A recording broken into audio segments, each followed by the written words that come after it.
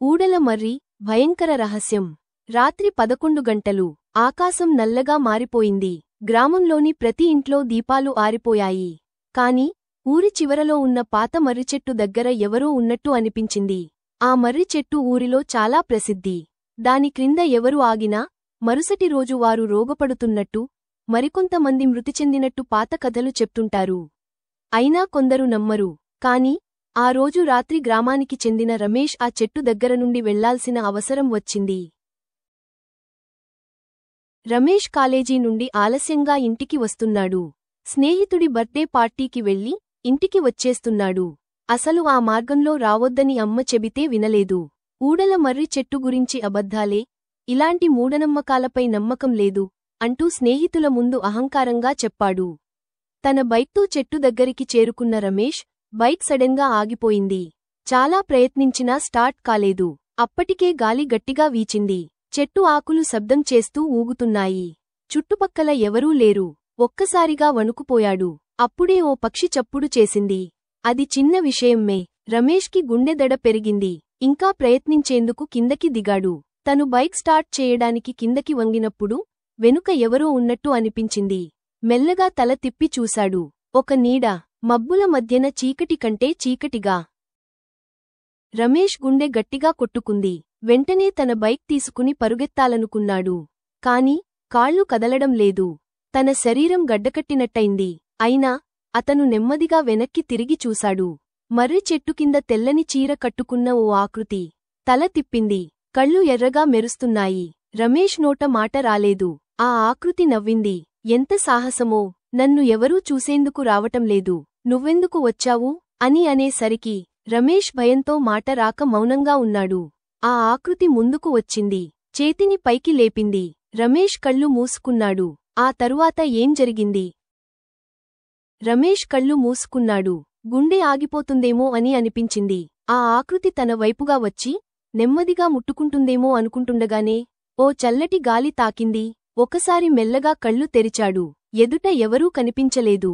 కానీ గాలి మాత్రం విచిత్రంగా గిలిగింతలు పెట్టినట్టు అనిపించింది.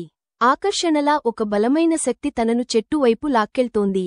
ఇది కల కాదు అని అర్థమయ్యేసరికి రమేష్ చెట్టు కిందపడిపోయాడు. ఆ రాత్రిలో ఒక్కసారిగా చప్పట్లు వినిపించాయి. రమేష్ ఒక్కసారిగా లేచి చుట్టూ చూశాడు.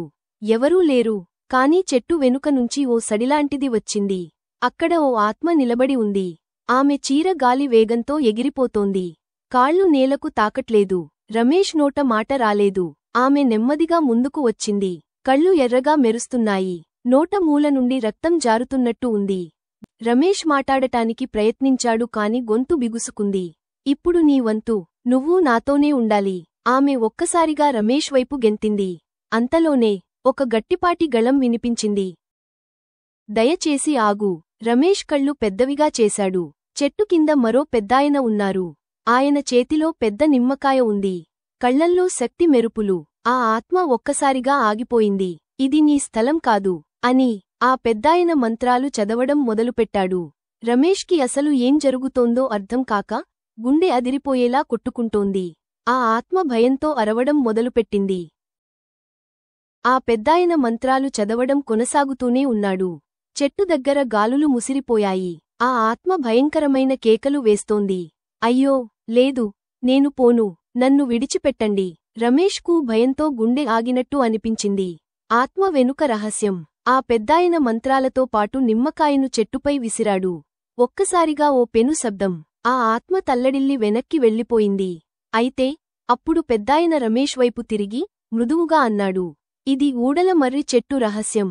చాలా సంవత్సరాల క్రితం ఓ అమ్మాయిని ఈ చెట్టు కిందనే కొందరు దుర్మార్గులు హత్య చేశారు. ఆ తర్వాత ఆమె ఆత్మ ఇక్కడే చిక్కుకుపోయింది. రమేష్ మౌనంగా విన్నాడు. ఆమె ప్రతి ఒక్కరినీ తన బాధతో తాకుతూ ఆత్మగా మారుస్తూ ఇక్కడే బంధిస్తుంది. కాని ఆమె శాపం పూర్తిగా తొలగించాలంటే ఓ పవిత్ర పూజ చేయాలి. మరణించిన ఆత్మ విముక్తి పొందుతుందా? ఆ పెద్దాయన వెంటనే కొంత నెయ్యి, నిమ్మకాయలు, మంత్రాలతో కూడిన ఓ తీసి ఆ చెట్టు దగ్గర ఉంచాడు. పుస్తకాన్ని ఆ ఆత్మ ఇప్పుడు భయంతో వెనక్కి తగ్గింది. కాళ్ళు వణుకుతున్నాయి. కాని ఆమె కూడా ఏడుస్తూ అనుకుంది. నన్ను క్షమించండి. నా బాధ ఇంకెవరికీ రాకూడదు. ఆ పెద్దాయన ఆఖరి మంత్రం చదివిన వెంటనే ఆత్మ ఒక్కసారిగా మేఘాల మధ్యలోకి లయమైపోయింది. ఓ భారీ గాలి వీసింది. చెట్టు ఒక్కసారిగా నిశ్శబ్దంగా మారిపోయింది. రమేష్ గుండెల్లో భయంతో పాటు ఓ తేలిక అనిపించింది. అతను ఊపిరి పీల్చుకున్నాడు. పెద్దాయన చిరునవ్వుతో అన్నాడు, ఇప్పుడు ఆత్మ విముక్తి పొందింది. ఇకనుంచి ఈ ఊడల మర్రి చెట్టు భయంకరంగా ఉండదు. రమేష్ తేరుకున్న అనుభవం. రమేష్ ఇంటికి చేరుకున్నాడు. నాన్నమ్మ చెప్తున్న పాత కథలు ఇప్పుడు నిజమే అనిపించాయి. తాను ఊహించలేని భయానక అనుభవాన్ని ఎదుర్కొన్నాడు. ఆ రోజు నుంచి రాత్రిళ్ళు వంటికి ఒంటరిగా వెళ్లడమనే అలవాటును పూర్తిగా మానేశాడు. ఈ కథ మీకు నచ్చినట్లయితే తప్పకుండా నా ఛానల్ సబ్స్క్రైబ్ చేసుకోండి. Please like, share and subscribe.